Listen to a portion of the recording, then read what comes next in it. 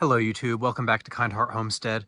My name is Ben and I'm up here in the mountains of Virginia on our off-grid property here in our little outdoor kitchen area. It just stopped raining and I'm wondering if we might have enough time to can some cucumbers. So that would be making pickles. And behind me I have Angie's setup here. I just grabbed all this stuff out of the shipping container behind me. It's been in storage for well over a year. In here we have a bunch of lids and canning accessories. In this box, it's jam-packed with mason jars. So let's get started and see what we can get done.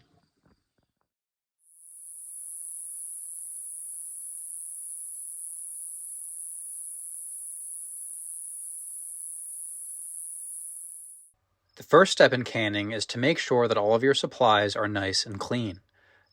All of our mason jars just came out of storage. They've been in the shipping container for over a year. So that's more of a reason to make sure I can inspect each individual jar and make sure it's cleaned thoroughly with soap and hot water.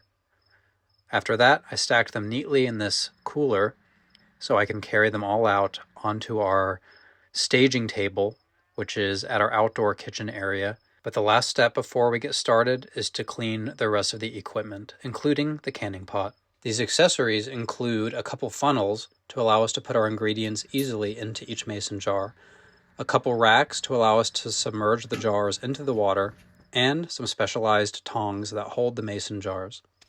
And now it's finally time to fill the canning pot with water.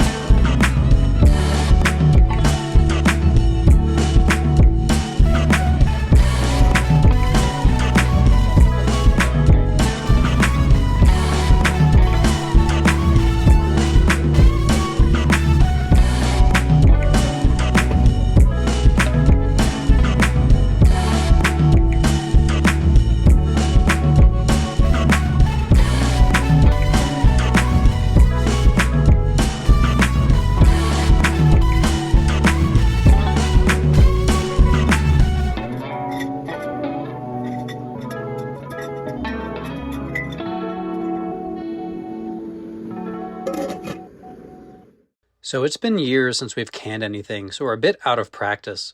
It took me a couple of attempts to figure out the best way to put the mason jars into the boiling water so that they wouldn't float away with the air in them. I figured out that you can kind of scoop the water into it and then flip it upside down and submerge it, and that way it won't float away. So I did one round with the small jars and then one round of the big jars, and the reason these are empty is because I'm sterilizing them. I already cleaned them with soap and water, which is pretty sufficient, but for long-term storage, you really want to make sure any sort of microorganisms that might be in there are boiled off, which means keeping them in boiling water for 10 minutes at a time. And the same can be said about the rings and the lid. Now it's time for us to get started on the actual ingredients for the pickle jars. You can see we have vinegar in the background, but Angie has a lot of different seasonings and herbs that are going into the bottom of each jar. She's measuring them accurately with measuring spoons, but we're also putting some fresh garlic down there. So now we're going to put the first batch in, which is actually the pickled cucumbers in the larger mason jars. We're going to save the small ones for a surprise. After removing some of the water so the pot doesn't overflow, it's time to finally boil the pickles. After 15 minutes or so, they're ready to remove, and then these just need to cool and then go into storage. Here's a close-up of the pickled cucumbers. Hello friends, my sister and I went to Martin's Blueberry Hill Pick Your Own Farm. We got a gallon of blueberries and we're gonna make some jam. We found a no sugar added recipe and we're gonna do a water bath method of canning. So let's get going. Angie and her sister picked this gallon of blueberries specifically for this project. You can see Angie is portioning the blueberries into her food processor just to give them a few rotations, just to break them down just a bit. She's also adding some lemon juice for flavor.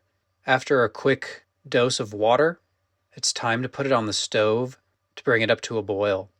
Now she's adding pectin and butter, and you can see now it's getting kind of soupy and bubbly. That's because it's getting hot and boiled. She's monitoring it closely so it doesn't burn and stick. But now that it's done, it's time to add the last ingredient, which is some concentrated sweetener. I believe in this case it is monk fruit. Now she's using our fancy funnels to eliminate mess while putting them into each of the tiny mason jars. Now that each jar is full, it's time to actually boil them in the canning pot. So Angie's going to get this rack ready to submerge the jam. Since we only have a few of these, all it takes is one round. And the water is still hot from the previous canning project. So now it's just a matter of being safe and avoiding the boiling water getting in contact with our skin and our clothes. This canning rack does take some getting used to, but I love the ability for it to snap up onto the top so your cans don't just crash down into the boiling water. It's helpful, especially because these tongs are not very long, and with short jars like this, you're definitely at risk of getting burned if you don't wear some sort of big oven mitts like this. Before you get too concerned, I will confirm that we did all of our cooking just outside of the footprint of the canopy. Our entire prep area was dry, but our cook stove is getting wet, but that should not affect the cooking process at all. Here's a close-up of the result of our jam, still in the rack, just kind of cooling in the rain till it's cool enough to put away. Well, it's the next evening. I'm here on the homestead by myself. I just cooked a burger and had one of the pickles, and it was excellent. I didn't have one of the true canned ones. I can show you here in the background the results of all of our collaboration and canning. It's all still out here. We've been overwhelmed with rain, and it's been kind of difficult to spend as much time outside as we usually do, but I have plenty to do in the solar shed. Angie's out of town with Cedar, and she did bring some of the pickles as a gift to visit relatives.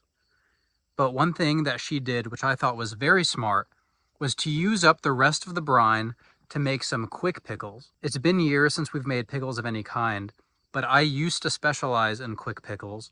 Essentially what you're doing is pouring a vinegar mix into the pickle jar, and you're just putting that in the fridge. So after 24 hours, I tried one of those pickles. It was great. The rest of these, we can take the rings off because they've been sealed. They went through that retorting process in the big canning pot. And when that happens, some sort of pressurization and seal happens where the little disc on the lid gets indented. You can actually hear them pop and they go, psht. They kind of seal on, and then you can take the rings off and use them again. I'm going to try to clean some of this stuff up, but if you want to see more projects like this, or if you have any ideas, please mention it down in the comments, what you'd like to see us do. Otherwise, we will see you here next time on Kind Heart Homestead. Thanks for watching. Bye.